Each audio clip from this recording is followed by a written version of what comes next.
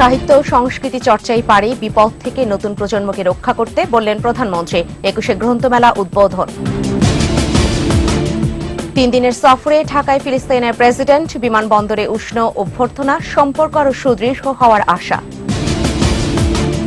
দল নিরপেক্ষ সাহসীদের নিয়ে নির্বাচন কমিশন গঠনের পরামর্শ, বিশিষ্ট নাগরিকদের সার্চ কমিটির সাথে বৈঠক।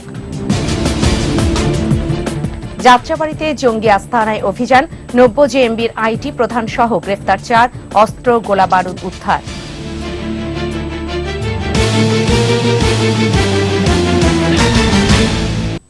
এতক্ষণ শুনছিলেন ফার্স্ট সিকিউরিটি ইসলামী ব্যাংক লিমিটেড সংবাদ শিরোনাম। আপনাদের প্রত্যেককে আমন্ত্রণ জানাচ্ছি রাত ৯টার ২১ সংবাদে। সাথে থাকছি আমি ফেরদৌসী আহমেদ।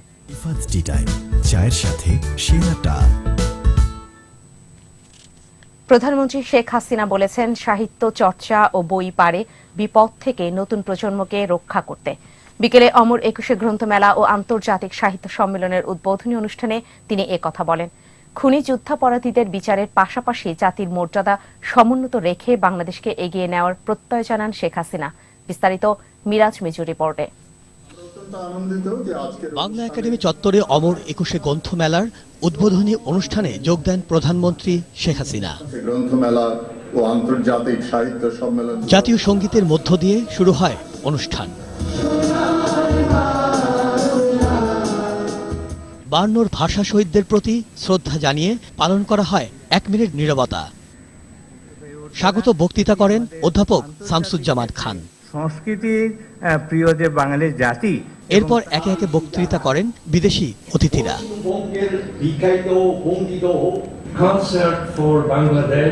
অতিথি ও সংস্কৃতি মন্ত্রীর বক্তৃতা শেষে বাংলা একাডেমি সাহিত্য পুরস্কার প্রাপ্তদের হাতে পদক তুলে দেন প্রধানমন্ত্রী শেখ হাসিনা। বক্তৃতার শুরুতেই প্রধানমন্ত্রী ভাষা আন্দোলনের ইতিহাস তুলে ধরেন, বলেন বাঙালির সব অর্জনই রক্তের বিনিময়ে। আমাদের যা কিছু অর্জন করতে হয়েছে রক্তের মধ্য দিয়ে অর্জন করতে হয়েছে। বাংলাদেশকে আমরা চাই যে জাতির পিতার স্বপ্নে ক্ষুধামুক্ত, দারিদ্র্যমুক্ত সোনার বাংলাদেশ হিসেবে গড়ে তুলতে। বাংলাদেশে কোনো জঙ্গিবাদ সন্ত্রাসীদের স্থান হবে না। বাংলাদেশ দক্ষিণ এশিয়ার একটি শান্তিপূর্ণ দেশ হবে, উন্নত সমৃদ্ধ দেশ হবে, সেটাই আমরা আশা করি। প্রধানমন্ত্রী বলেন, খুনি যুদ্ধাপরাধীদের বিচার চলছে, অর্থনৈতিকভাবেও দেশ এগিয়ে যাচ্ছে। দেশের মর্যাদা বিশ্ব দরবারে তুলে ধরার আহ্বান জানান শেখ হাসিনা। আমাদের ছেলেমেয়েরা যে আজকে বিপদে চলে যায়, এই বিপদ থেকে তাদেরকে উদ্ধার করা যায় এই সাহিত্য চর্চার মধ্য দিয়ে। লেখাপড়া সংস্কৃতি চর্চা যত বেশি হবে তত বেশি তারা ভালো পথে চলে আসবে বলে আমি বিশ্বাস করি। পরে অমর ২১শে গ্রন্থমেলা ও আন্তর্জাতিক সাহিত্য সম্মেলন উদ্বোধন ঘোষণা করে মেলা প্রাঙ্গণ ঘুরে দেখেন প্রধানমন্ত্রী। মিরাজ মিজু, ২১ টেলিভিশন, ঢাকা। ৩ দিনের সফরে ঢাকায় পৌঁছেছেন ফিলিস্তিনের প্রেসিডেন্ট মাহমুদ আব্বাস। বিমানবন্দরে তাকে স্বাগত জানান রাষ্ট্রপতি মোহাম্মদ আব্দুল হামিদ। আন্তর্জাতিক সম্পর্ক বিশ্লেষকরা বলছেন, মাহমুদ আব্বাসের এই সফরে দুদেশের বন্ধুত্বপূর্ণ সম্পর্ক আরও সুদৃঢ় হবে। রাফিজ আদনান আদেলের রিপোর্ট।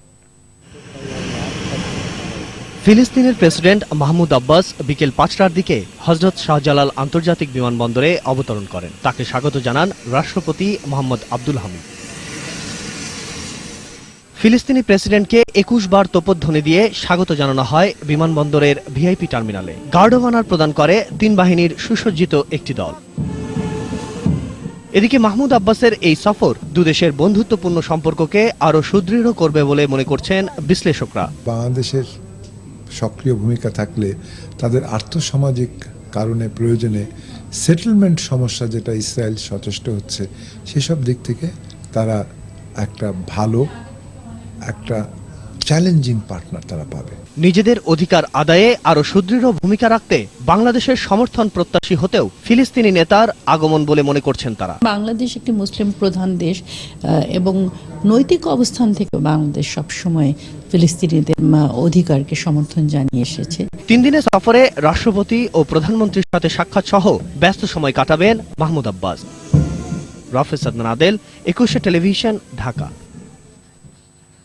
দল নিরপেক্ষ, সৎ ও যোগ্য ব্যক্তিদের দিয়ে মেরুদণ্ড শক্ত নির্বাচন কমিশন গঠনের পরামর্শ দিয়েছেন দেশের 4 বিশিষ্ট নাগরিক।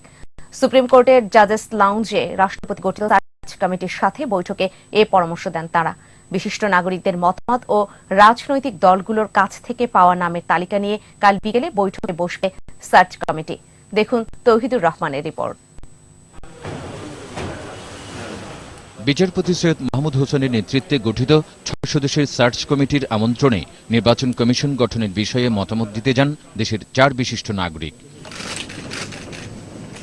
বেলা 11টা থেকে প্রায় 1.5 ঘণ্টা ব্যাপী এই বৈঠকে যোগ দেন সাবেক সিইসি মোহাম্মদ আবু হেনা, সমকাল সম্পাদক গোলাম সারোয়ার, ডেইলি স্টার সম্পাদক মাহফুজ আনাম ও বিশিষ্ট আইনজীবী ব্যারিস্টার রুকনউদ্দিন মাহমুদ। পরে আলোচনার বিষয়বস্তু নিয়ে সাংবাদিকদের সাথে কথা বলেন তারা। একটি শক্তিশালী নির্বাচন কমিশন গঠনের প্রস্তাব দেয়া হয়েছে বলে জানান বিশিষ্ট নাগরিকরা।